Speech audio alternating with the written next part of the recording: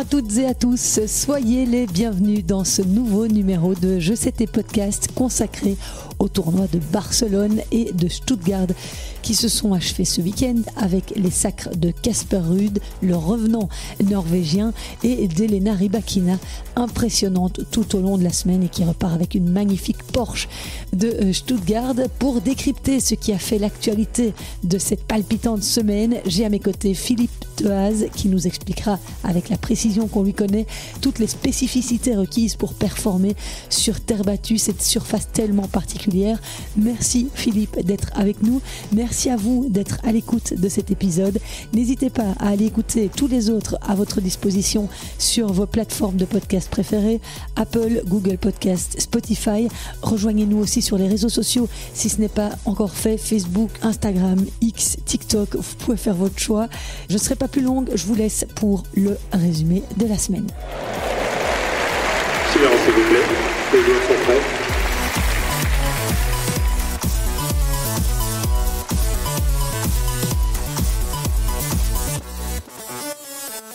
Salut Philippe. Bonjour Christelle. Ça fait un petit moment qu'on ne s'est pas entendu. Trop longtemps. On est dans une pièce qui résonne un peu. On a l'impression d'être un peu dans une caverne. Oui, c'est un petit local au Sport Village qui nous accueille. Voilà.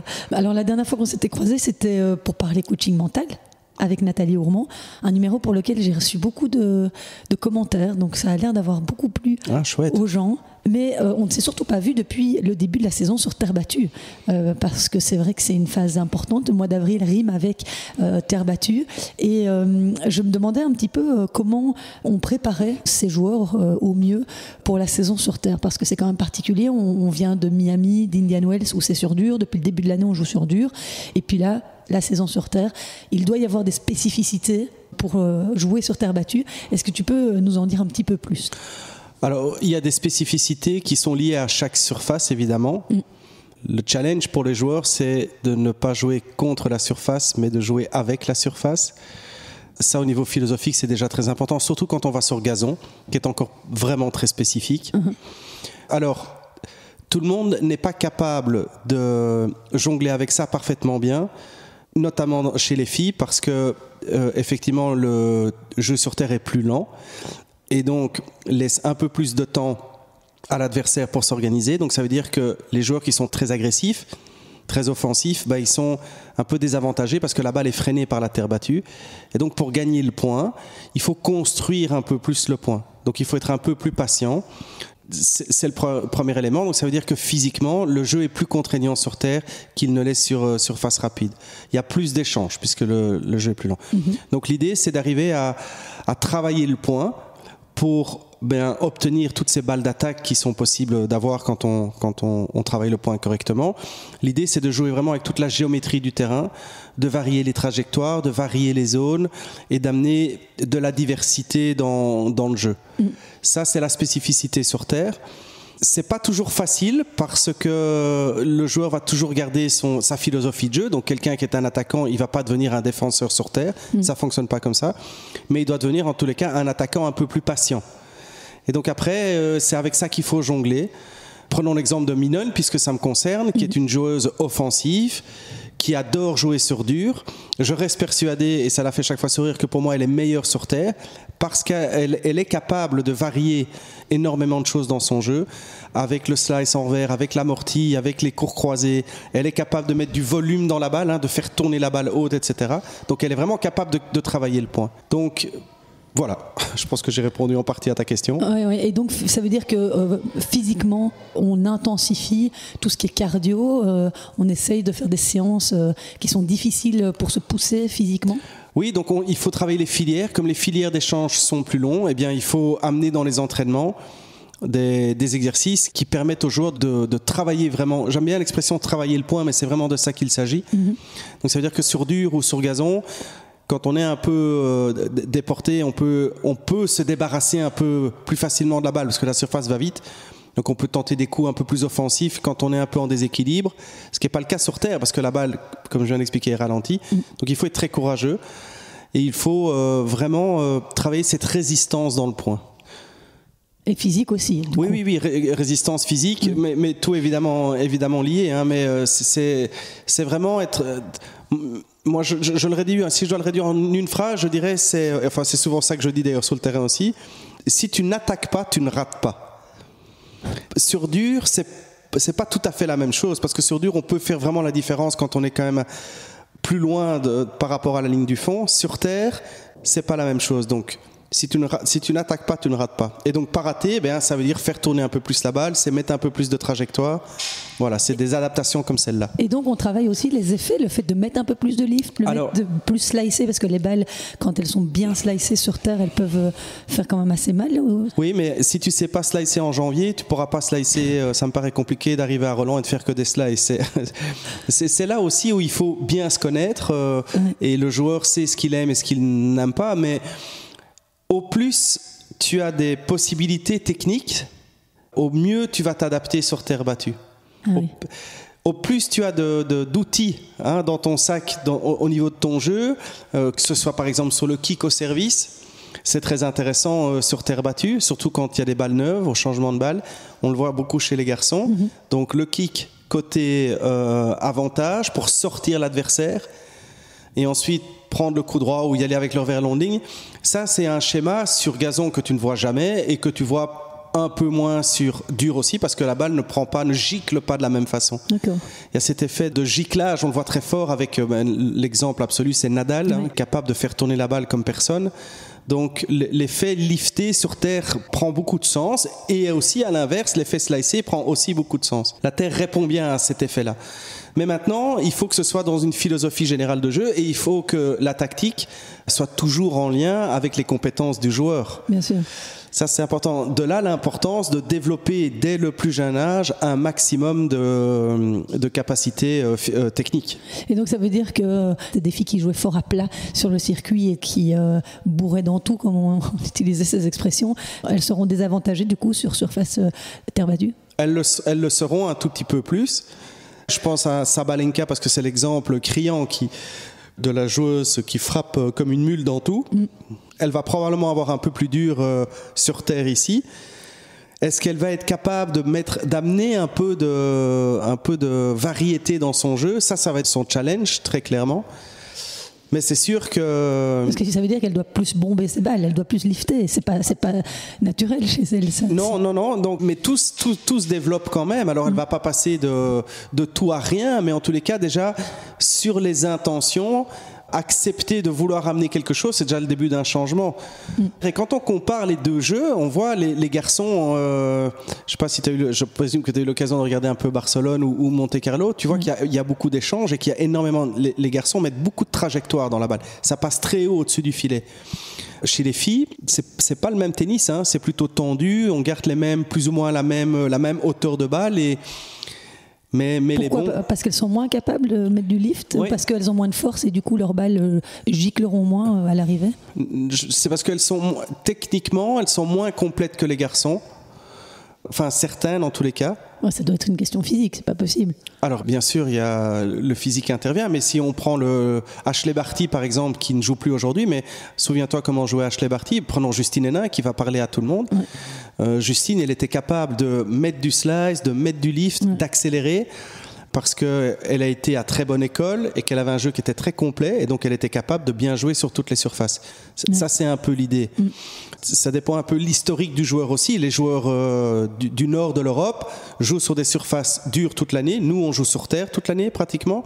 Mais donc, quand on joue sur dur et qu'on a des coachs peut-être qui n'ont pas énormément de connaissances, etc., eh bien, ils deviennent forts, ces joueurs-là, parce qu'ils passent beaucoup de temps sur le terrain et ils frappent beaucoup de balles, et ils frappent beaucoup de balles de plus en plus fort. Et donc, ils ont des jeux très stéréotypés. C'est la réalité. Quand tu vois comment jouent la plupart des joueuses russes, elles jouent toutes de la même façon. Ça frappe très fort à plat. En Europe, on arrive quand même à développer les joueurs un peu différemment. Et alors, il y a surtout typique au jeu sur terre battue, dont j'aimerais bien qu'on parle un tout petit peu, c'est ces fameuses glissades. Parce que c'est pas donné à tout le monde de glisser, c'est avoir le bon timing. Est-ce qu'il faut systématiquement, j'imagine, oui, utiliser la glissade pour gagner du temps dans le jeu de jambes ? Ça, on travaille, je présume, quand on revient de la surface dure et qu'on part sur terre. Oui, et tu vois, ceux qui ont du mal à s'adapter, ils glissent après la frappe, alors que le bon joueur de terre, il glisse avant la frappe. Donc il va prendre l'appui dans la glissade, il va charger la jambe d'appui pour ensuite pousser, parce que ça part du bas, la frappe est toujours enclenchée par le bas du corps, par l'action des jambes. Et donc l'idée, c'est dans la glissade de venir charger le poids du corps sur la jambe d'appui et ensuite de renvoyer cette énergie au moment de la frappe. Ceux qui n'ont pas l'habitude de le faire, ils arrivent, posent l'appui, frappent et glissent après. Je ne sais pas si ça te parle, mais peut-être qu'on aura l'occasion de le voir ensemble. Donc la glissade, elle est absolument primordiale aussi à maîtriser, mais c'est quelque chose qui est très très difficile. Alors je parlais des joueurs de l'Est, mais les Américains par exemple aussi ont vraiment du mal à jouer sur terre aussi à cause de ce problème de glissade, parce que c'est quelque chose qui s'enseigne. Et c'est pas facile. On va reprendre l'exemple de Minen où elle est venue s'entraîner au Sport Village sous bulle. Il a fait très mauvais les dernières semaines. Parce que je voulais travailler justement la glissade, mais le terrain était trop gras. Il avait été arrosé, etc. Et donc, en fait, tu sais pas glisser. Tu sais pas glisser. Et puis, on est arrivé à Stuttgart et ça glissait très, très fort. Et donc, c'est cette manque d'adhérence qui a demandé du temps à s'adapter. Mais tu as raison, Christelle, de le souligner, la glissade est un élément fondamental pour bien jouer sur terre. La maîtrise de la glissade. Après, physiquement, c'est vrai que c'est compliqué d'aller chercher en bout de course et d'en plus faire ton transfert du poids du corps en étant en bout de glissade. Enfin, moi, j'ai jamais compris. Non, mais ce sont des athlètes hors pair. Hein, ouais. Tu vois, les meilleurs joueurs de tennis, filles ou garçons, il faut de la force, il faut de l'endurance, il faut de la résistance, il faut de la souplesse, il faut de l'explosivité. Je veux dire, ce sont des qualités, il faut énormément de qualités pour pouvoir jouer ce sport à un très très haut niveau. Et c'est amusant parce qu'on voit à cette période de l'année, on voit ressurgir des joueurs qui étaient un petit peu plus discrets ces derniers mois. Je pense à Casper Ruud qui a fait un difficile milieu de saison en 2023. Et puis là, bam, la saison sur terre recommence. Il fait finale à Monte-Carlo où il perd contre Tsitsipas. Et puis dimanche, à Barcelone, il s'impose, il prend sa revanche face à Tsitsipas et il remporte cet ATP 500 de Barcelone. C'est vraiment des joueurs, Casper Ruud par exemple, typiquement des joueurs de terre qui ont toutes ces qualités dont tu viens nous parler. Oui, je pense, et des joueurs qui arrivent à sublimer leur jeu quand ils ont un tout petit peu plus de temps. Vraiment, alors je ne sais pas si on peut le mesurer, mais c'est moins d'une seconde, enfin quelques centièmes de seconde en plus pour s'organiser et qui permettent d'avoir un rendement qui est tout de suite vraiment incroyable. Et Ruud est un bon exemple du joueur qui est évidemment phénoménal sur toutes les surfaces, bien sûr, mais sur terre peut-être encore meilleur parce qu'il a cette petite demi-seconde en plus qui lui permet de s'ajuster, de diriger le jeu parce qu'il envoie, je veux dire, il frappe fort. On n'est pas sur le joueur de terre, tu vois, qui ponce et il est très offensif, mais je pense que le fait d'avoir un tout petit peu plus de temps lui donne un rendement nettement meilleur. Quand tu dis qu'il ponce, peut-être tu devrais vulgariser parce que je suis pas sûre que tous les auditeurs comprennent ce que ça veut dire. C'était l'expression favorite de Simon Goffin et ça m'a fait toujours sourire. Non, mais tu vois, quand tu ponces, tu grattes. Oui. Ah ben, c'est poncer, ça veut dire lifter et ramener les balles et ramener. Et tu ponces l'adversaire jusque quand il n'y a plus de peinture, quoi. Ok, voilà, parce que moi j'ai les gestes, vous n'avez pas les gestes, mais moi je les ai. Et donc, pour vous expliquer ce que ça veut dire poncer, c'est donc vraiment lifter du fond du court. Alors, donc, Casper Ruud s'est imposé 7-5 et 6-3, premier titre seulement de sa saison en 2024, mais il est hyper régulier. Hein. C'était sa 4e finale de la saison. Cette année à Los Cabos, il perd contre Jordan Thompson. À Acapulco, il perd contre De Minaur. Ça, c'était sur surface dure. Et puis, il y a Monte-Carlo la semaine passée où il perd, je vous le disais, contre Tsitsipas. Mais il avait éliminé en demi-finale, en 3-7, Novak Djokovic. Donc, c'est pour dire à quel point il maîtrise la terre battue. Casper Ruud, c'était sa 29e victoire de l'année. Donc, il est 3e à la race. Et c'est vrai que si tu regardes, il a déjà atteint 7 finales au-dessus du niveau ATP 250, mais il n'en avait jamais gagné une. Et c'était marrant parce qu'il expliquait que gagner sur cette piste, comme ils appellent la piste Rafael Nadal, le terrain qui s'appelle Rafael Nadal à Barcelone, c'était un rêve d'enfant parce qu'il venait là quand il était petit, à 13 ans, ses parents l'emmenaient et il venait voir Rafa qui a gagné je ne sais pas combien de fois ce tournoi 11 fois, je pense. De Barcelone. Oui, je pense que ça doit être... Et voilà, et donc il a vécu un rêve d'enfant. Donc Casper Ruud, là, il a mis aussi fin à 10 victoires consécutives de Stefanos Tsitsipas parce que lui aussi, hein, c'est un des joueurs qui, quand la terre est là, est au rendez-vous systématiquement. Son jeu est aussi bien typique de la terre. Ouais, de terre, il est fabuleux, Tsitsipas, en termes de... par rapport à la façon dont il approche son approche tactique est absolument phénoménale. Moi, je trouve que c'est vraiment un des plus beaux joueurs à voir, un des plus intelligents. Après, on peut pas toujours aimer l'attitude et blablabla, mais tennistiquement parlant, ce qu'il fait, la façon dont il est très offensif, hein, il monte beaucoup, etc., mais il le fait avec beaucoup d'intelligence. Je trouve que c'est vraiment un bel exemple pour les jeunes, quoi. Quand tu dis qu'il est intelligent tactiquement, c'est sur quel aspect Quand tu le vois, les choix qu'il fait, il y a toujours une intention de mettre la balle loin de l'adversaire, de mettre la balle plus bas, plus haut, plus fort. Il est toujours, tu vois qu'il est toujours en train de produire du jeu, quoi. Il est toujours en train de faire quelque chose avec la balle. Oui. Je trouve que c'est vraiment flagrant. Avec cette volonté indispensable dans le tennis moderne de jouer vers l'avant. Oui. Tu vois, donc il n'est pas juste là en train de faire des coups droits et des revers, il le fait, mais avec cette intention de gagner le point, tu vois. Oui. Il le fait pour aller gagner le point, il ne le fait pas pour attendre que l'autre rate la balle.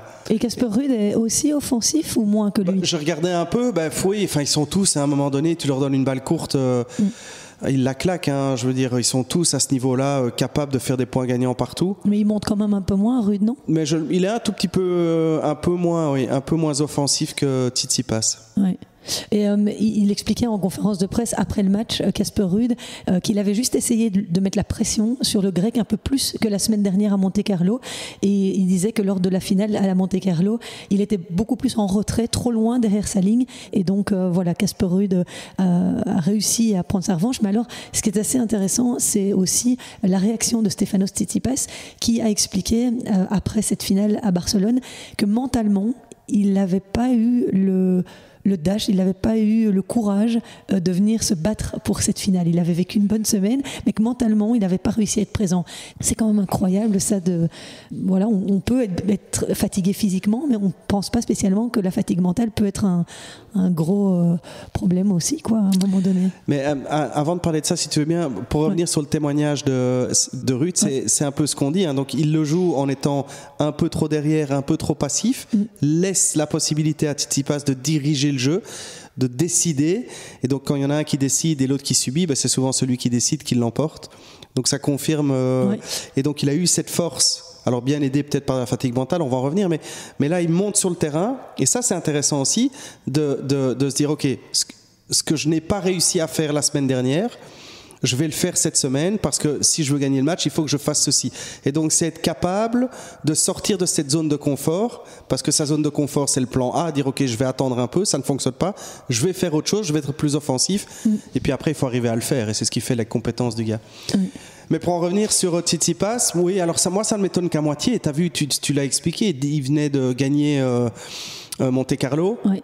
Il arrive avec 10 matchs et quand tu vois les gars qu'il a battus, c'est pas Tiche et Toche, hein, je veux dire, c'est les meilleurs joueurs du monde, quoi. Donc, alors c'est une finale, tu te dis, oui, ok, est-ce qu'il peut pas faire un petit effort, 2 heures de plus? Ça ne me choque pas qu'il soit complètement vidé.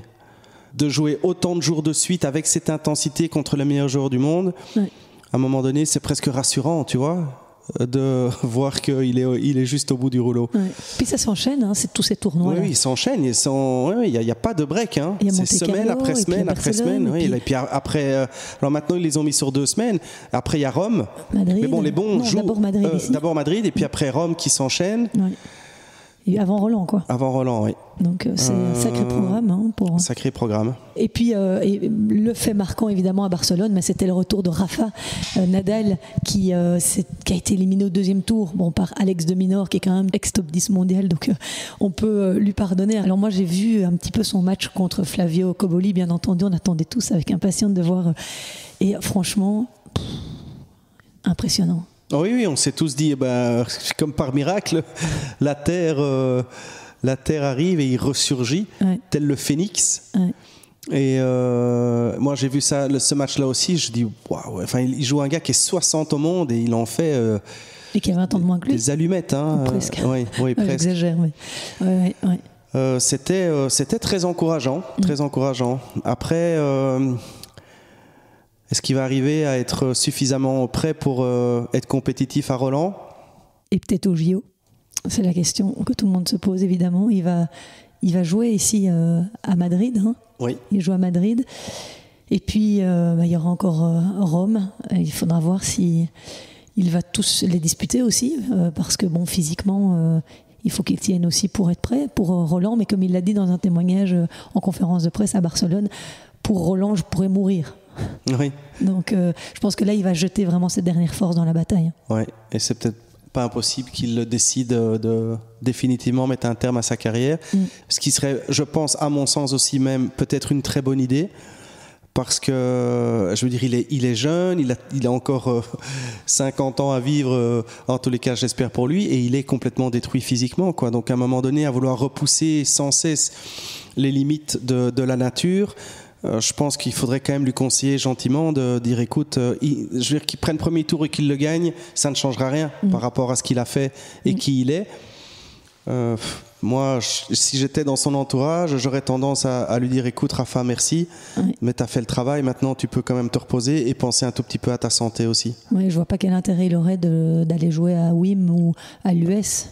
Non, il y en a pas beaucoup. À part dire au revoir. Oui, effectivement, dire au revoir à ses fans, ça a certainement beaucoup de sens. Peut-être terminer, faire quand même la tournée des Grands-Ducs. Pour saluer les gens, le public qui l'a soutenu et qui est absolument fan. Ce serait peut-être très sain, une bonne idée, mais aller chercher à vouloir performer contre les meilleurs joueurs du monde et mettre sa santé en jeu, je pense que c'est pas très intelligent, moi. Bon, ce n'est que mon avis, évidemment. Chez les filles, le gros tournoi de la semaine, c'était le WTA 500 de Stuttgart qui a été remporté par Elena Rybakina. Elle bat Marta Kostyuk en finale, 6-2, 6-2, une finale à sens unique. Alors là, ça m'a quand même pas mal surpris de voir Rybakina soulever ce trophée, parce que je pensais que Rybakina, on en a parlé tout à l'heure, c'était une joueuse plutôt cogneuse et peut-être pas performante sur terre, aussi performante que sur dur. Est-ce que je suis complètement à côté de la plaque? Non, jamais d'ailleurs, Christelle, tu es à côté de la plaque. Absolument pas, sauf qu'il y a une petite spécificité, c'est que Stuttgart, c'est de la terre, mais c'est de la terre intérieure. Et c'est vraiment presque comme du dur. Vraiment? Oui, la vitesse de jeu est presque similaire. Donc les spécificités du tournoi sont autant à l'avantage d'une joueuse qui joue bien sur rapide que sur une fille qui joue bien sur terre. Je pense que l'année d'avant, d'ailleurs, c'est Iga Swiatek qui l'avait gagné. Oui, juste. Qui est une vraie spécialiste de la terre. Oui. Mais donc, Stuttgart est très spécifique. Donc, il faudra attendre Madrid, Rome et Roland pour avoir un avis sur les compétences de terrienne de Rybakina. Oui, mais ici, comme elle a quand même été sacrément efficace cette semaine. Elle a notamment battu, tu le disais, la reine de la terre battue, Iga Swiatek, une victoire en 3-7 en demi-finale. Et c'est surtout la première fois que Rybakina bat la numéro 1 mondiale sur terre battue. Elle compte une victoire sur terre battue. C'était en 2023 à Rome, mais c'était par forfait. Donc ça ne compte pas vraiment.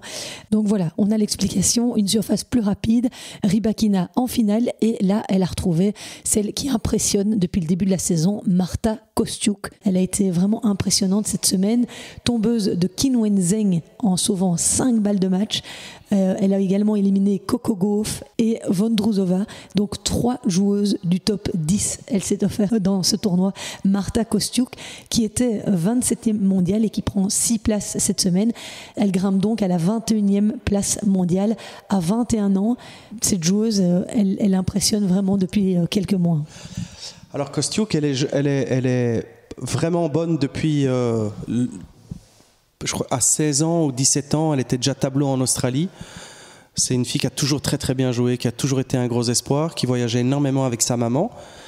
Mais je pense qu'il a pris un peu de temps pour gérer toutes ces attentes et cette pression qu'on a mis sur ses épaules quand elle était très très jeune. Elle vient de se marier, c'est une anecdote, mais ou pas, parce que ça met peut-être un peu plus de sagesse dans sa vie et un peu plus de sérénité. Oui. Elle est coachée par une fille. Sandra Zaniewska. Très très bien, je veux dire, qui travaille très bien, qui est très sérieuse et qui a des belles références, et je pense qu'elle lui fait du bien aussi. Donc les astres s'alignent et les résultats suivent. Je pense que c'est pas une coïncidence, parce que les compétences physiques et tennistiques de Kostyuk sont dingues. Elle est vraiment très très forte, hyper talentueuse. Voilà, il faut, comme souvent, laisser un peu de temps, surtout surtout laisser du temps à ces jeunes filles qui sont fortes très très tôt et à qui on met dans la tête que ça va aller et qu'elles vont gagner beaucoup de grands chelems et que si elles perdent un match, c'est juste la faute de pas de chance, mais elles sont pas toujours bien orientées, parce que Kostiuk est un exemple, mais il y en a plein d'autres. Et là maintenant, c'est une fille qui va probablement s'installer durablement et confortablement là elle est top 20 maintenant. Je suis sûr qu'elle va continuer à monter. Elle a tout à fait le potentiel pour monter dans les 10, c'est certain. Il va falloir gagner beaucoup de matchs encore, mais je ne suis pas surpris et c'est normal. Alors, comme elle est ukrainienne, j'ai demandé à Marina Zanevska si elle pouvait me parler un petit peu d'elle, si elle la connaissait, comme elles sont compatriotes quelque part. Et Marina m'a parlé d'elle une dizaine de minutes par téléphone, et c'était vraiment super intéressant. Donc, j'avais envie de vous partager. Elle m'a dit que c'était effectivement une jeune fille qui avait un fighting spirit très très développé, qui était vraiment une guerrière, mais en même temps qui pouvait de temps en temps avoir un petit peu des montagnes russes dans sa tête. Elle pouvait être très très bien sur un point et pleurer le point d'après. En tout cas, ça c'était quand elle était jeune. Donc Marina m'a raconté cette anecdote où elle était en Australie à l'époque, elle avait perdu l'Open d'Australie et puis elle était partie sur le circuit ITF et elle jouait un $60,000 contre elle. Gros match de 3 heures, elle gagne 7-6 au troisième, Marina, donc contre Marta Kostiuk qui était toute jeune, qui devait avoir 15-16 ans, et elle avait tellement été impressionnée par la joueuse qu'elle m'explique qu'elle a fait quelque chose qu'elle ne fait jamais. Elle lui envoie un petit message en disant tu es vraiment impressionnante, tout ce que tu développes comme qualité tennistique, physique, c'est une bête physique apparemment, et je trouve juste que tu devrais essayer de travailler un tout petit peu, si je peux te donner un conseil, ton mental, parce que je pense qu'il y a un gros potentiel là, et si tu n'avais pas ces phases où tu dévisses complètement, je pense que tu deviendras une grande championne, et tu as beaucoup de capacité à devenir une grande championne. Et voilà, l'histoire ne m'a pas dit, j'ai pas eu de réponse encore de Marina si elle lui avait répondu à ce message, mais en tout cas voilà, quelques années plus tard, ce qu'elle est devenue. Et elle disait effectivement que depuis que sa maman avait fait un petit pas de côté dans sa carrière, qu'elle était prise en main par cette Sandra Zaniewska qui prenait un peu le rôle de sa maman, mais d'une autre manière, les choses étaient beaucoup plus stables dans sa tête. Et alors, ce qui est aussi intéressant, c'est qu'elle a contacté Marina pour savoir un petit peu si elle pouvait lui donner les coordonnées d'un coach mental. Elle voulait être aidée parce que c'est vrai qu'avec ce à quoi ils font face avec cette guerre, mais c'est quand même très violent, ils doivent gérer ça. Et Marina lui a donné voilà, les coordonnées de quelqu'un avec qui elle travaille et qui l'aide beaucoup, qui lui apporte beaucoup de stabilité à ce niveau-là. Mais donc, Marta Kostiuk va certainement, selon Marina Zanevska aussi, encore grimper facilement parce qu'elle a vraiment beaucoup de qualités. Et elle me disait que c'était une bête physiquement et une travailleuse hors pair, qu'elle travaillait, qu'elle était capable vraiment de battre les meilleurs. C'était intéressant, je trouve, de vous partager cette conversation que j'ai pu avoir avec Marina.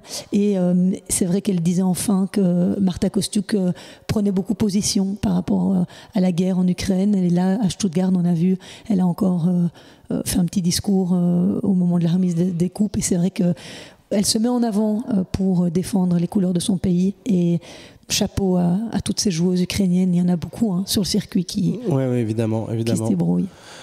Non, c'est un beau témoignage. Merci Christelle, je t'écoutais attentivement et je peux m'empêcher de penser aux qualités de cœur de Marina qui envoie quand même un message à un adversaire potentiel pour lui dire ce qu'elle doit faire pour être meilleure. Et je trouve que c'est juste tellement empathique et tellement beau et tellement... Elle m'a dit, j'ai jamais fait ça. Je ne sais pas pourquoi ce jour-là, j'ai eu envie. Non, mais elle l'a fait et ça prouve les qualités de cœur de Marina. Mais c'était intéressant et je partage à 100% ce que Marina a dit, bien sûr, sur ce que tu disais par rapport à ses qualités physiques, ses qualités tennistiques.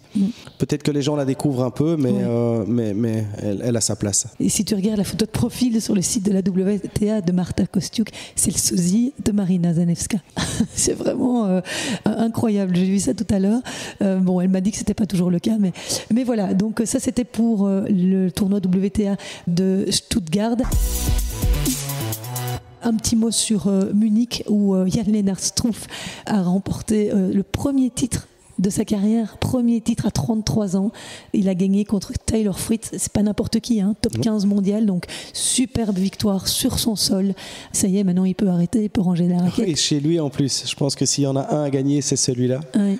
Aussi un joueur phénoménal, hein, fantastique, une puissance, une frappe dingue, vraiment un magnifique joueur. C'est surprenant qu'avec des qualités aussi impressionnantes qu'il a, il n'ait pas encore réussi à gagner un 250, un ATP 250, ce qui montre la rivalité quand même, hein, et le niveau de performance qu'il faut avoir quoi, pour gagner ces tournois-là. Oui. Il est 28e à l'ATP, il se rapproche de son meilleur classement.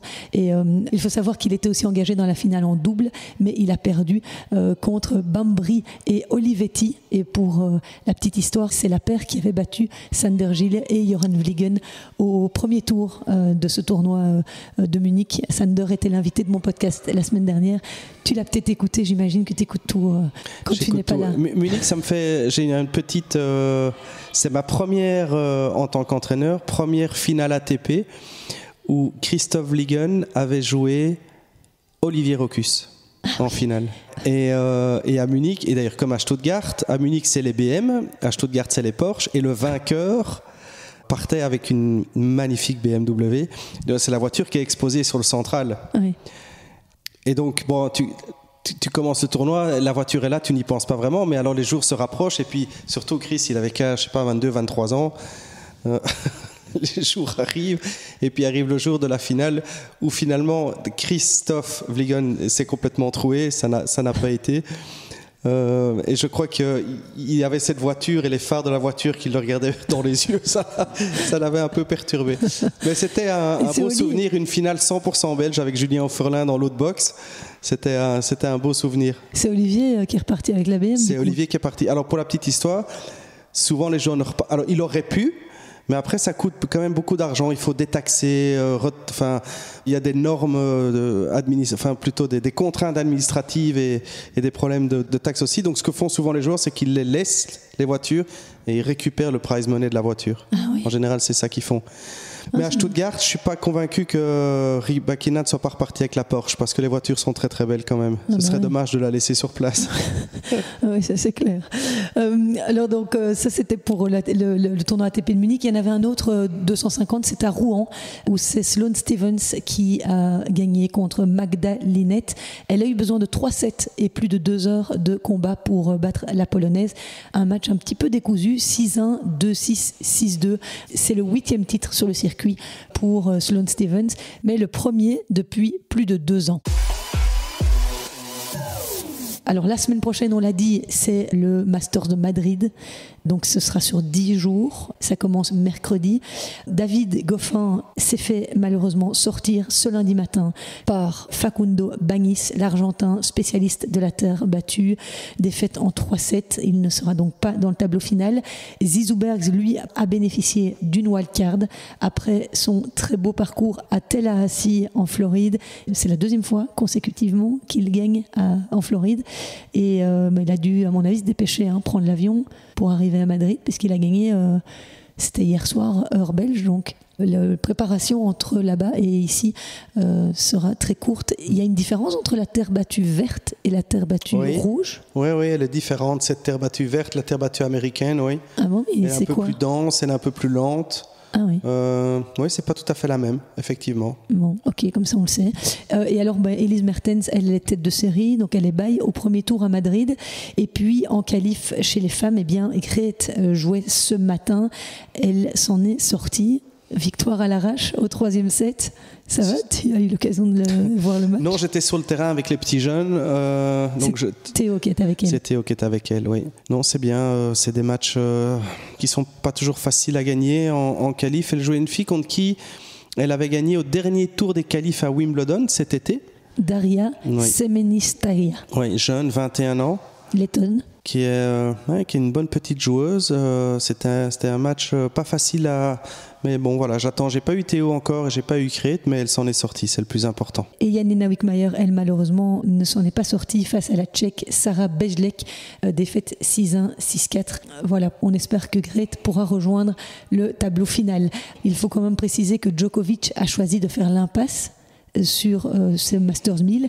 Déjà l'année passée, il n'y était pas à cause de douleurs au niveau du bras. Il n'y sera pas cette année, on ne sait pas très bien pourquoi. Il compte plusieurs défaites cette année, Djokovic. Il a perdu en finale face à Sinner à l'Open d'Australie. Il a perdu contre Luca Nardi à Indian Wells.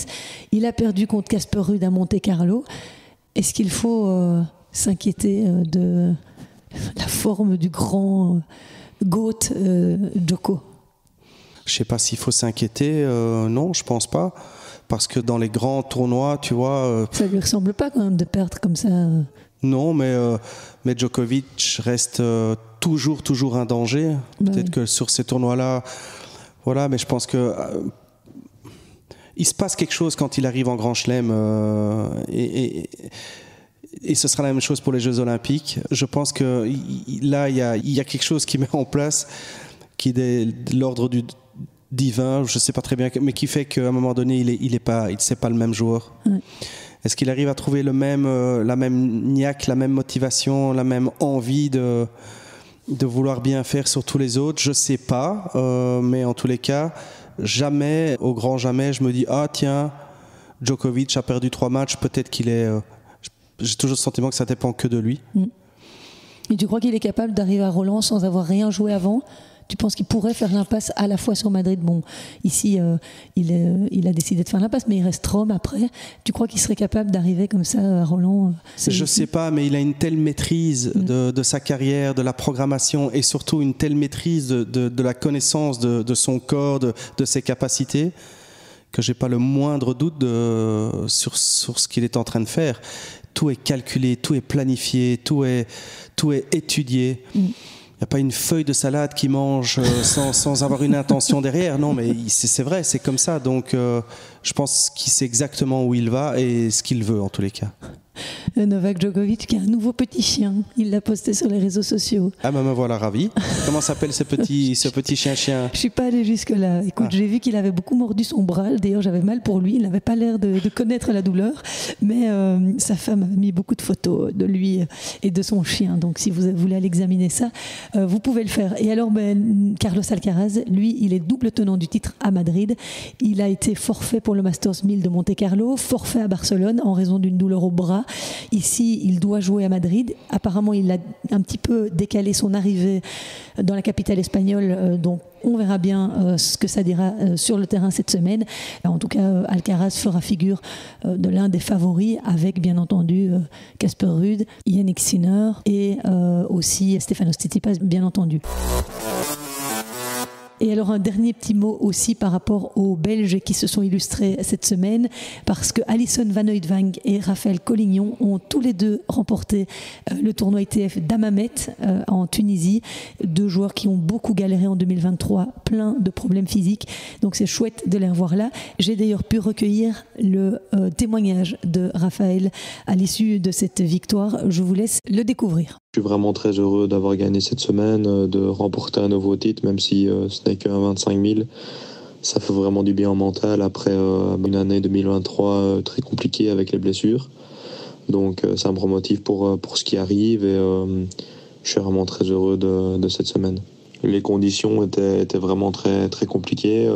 Il y avait du vent quasi tous les jours. Les terrains étaient mauvais, il y avait quand même pas mal de refourbons, donc voilà, beaucoup de vent. Donc j'étais vraiment celui qui allait s'accrocher, qui allait rester le plus calme, le plus serein et qui allait vraiment se battre sur tous les points et qui allait gagner. Donc j'étais pas vraiment celui qui allait le mieux jouer au tennis, j'étais vraiment celui qui allait le plus s'accrocher et plus se battre, et je suis vraiment content d'y être arrivé, et j'espère que cette semaine va permettre de capitaliser pour ce qui arrive par la suite, et j'espère continuer sur cette lancée. Voilà, Raphaël Collignon, vainqueur de son 5e titre sur le circuit ITF. Il a battu le Tunisien Aziz Doughaz 4-6, 6-1, 6-1. Et Raphaël Collignon tente de retrouver la meilleure place qu'il ait atteint au classement mondial. C'était 210e. Il est aujourd'hui 583e, mais la semaine prochaine, il fera un bond de plus de 100 places au classement. Donc, il est sur le bon chemin, le Liégeois. Bien voilà, Phil, on arrive au bout du podcast. Merci beaucoup d'avoir été avec moi encore une fois cette semaine. Tu vas repartir maintenant un petit peu sur Terre là. Alors moi je vais à Rome et puis j'irai à Roland effectivement. Alors si Create ne joue pas bien à Rome, il y a un petit 125, enfin un petit, tout est relatif, il y a un WTA 125 à Paris, juste avant Roland, qu'elle jouera. Tout dépendra des résultats à Rome. Puis Roland, et puis après c'est le gazon. Tout s'enchaîne. L'été, c'est chaud, hein, parce qu'après Roland, on est tout de suite à Wimbledon. Oui, et Roland, elle rentre d'office tableau final. Oui, puisqu'elle est 70. Yanina est rentrée aussi d'office. Ok. Donc on a nos 3 filles qui sont dedans, Elise, Yanina et Create. Oui. Et chez les garçons? Alors David était un dehors, mais bon, il va rentrer, c'est sûr. Oui. Et Zizoubergs qui devrait rentrer aussi, à mon avis. A priori, ça bouge toujours la liste. Hein. Il est 103 maintenant, donc il devrait y arriver d'ici là. Ouais. Je vous rappelle cette invitation qui lui est parvenue là, cette semaine en provenance de Madrid. Donc il va disputer le Master 1000 de Madrid cette semaine. Voilà, je vous remercie beaucoup d'avoir été à l'écoute de ce podcast. Merci beaucoup Philippe. Merci Christelle, c'est toujours un plaisir. Oh, t'es gentil. Tout le plaisir est pour moi. Merci beaucoup Phil. On se revoit très vite. Ciao.